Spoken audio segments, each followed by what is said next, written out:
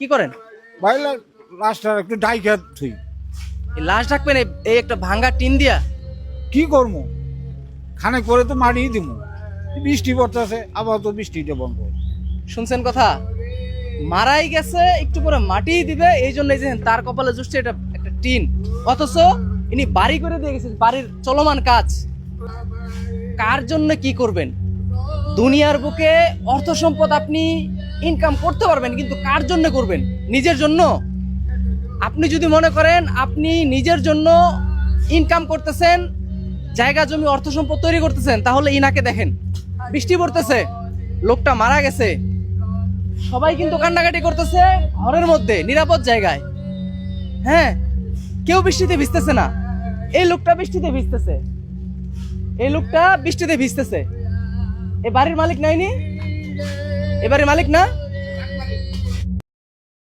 কি করেন? ভাই লাশটা একটু ডাইকা থুই। এই লাশ ঢাকবেন এই একটা ভাঙ্গা টিন দিয়া? কি করবো, খানে করে তো মারি দিব। বৃষ্টি পড়তেছে, আবার তো বৃষ্টিটা বন্ধ। শুনছেন কথা? মারাই গেছে, একটু পরে মাটি দিবে, এই জন্য যে তার কপালে জুটছে এটা একটা টিন। অথচ ইনি বাড়ি করে দিয়ে গেছেন, বাড়ির চলমান কাজ। এই বাড়ির চলমান কাজ বাড়ি করে দিচ্ছে ইনি এনাদের জন্য, একটা টিন নিয়ে আসছে ঢাকার জন্য। এটা কি ঠিক হইলো? কেন ভাই, বিয়ে ঠিক কোনটা হইলো? মইরেই গেছে।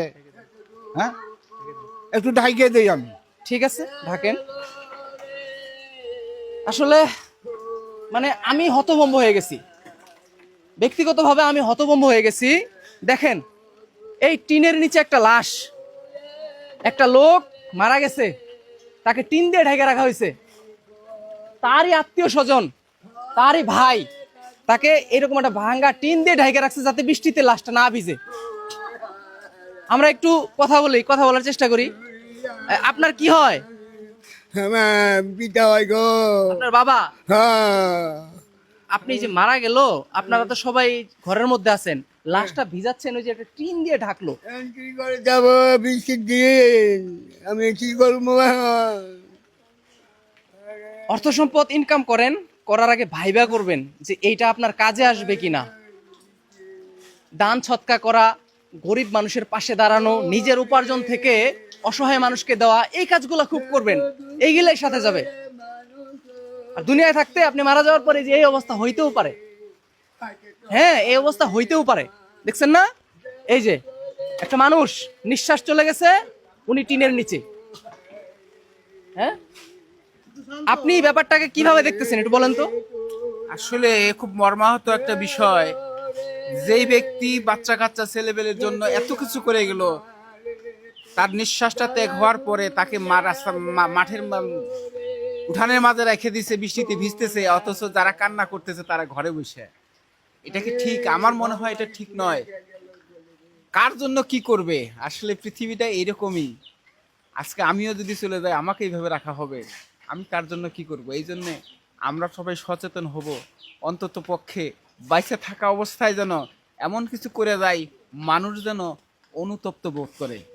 আপনার বয়সে আপনি দেখছেন কখনো এরকম কাজ? না, এরকম চোখে পড়ে নাই আমার। এই যে বৃষ্টিটা আইছে, এইভাবে ভিজে মানে বাইরে ফালাই রাখছে, মরা লাশ বলে ঘরে উন্নয়ন যায় না।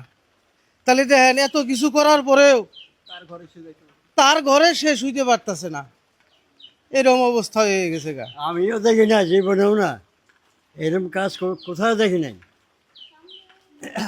এবার নতুন নতুন জীবন দেখলাম।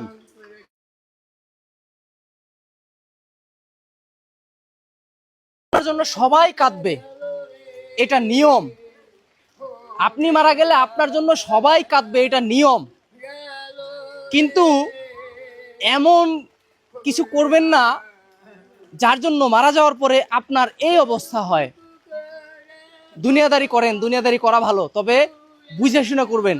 আত্মীয় স্বজন সবাই কাঁদবে, তারা কিন্তু এখন কায়দা একেবারে বিলাপ করে জীবন শেষ করে দিচ্ছে।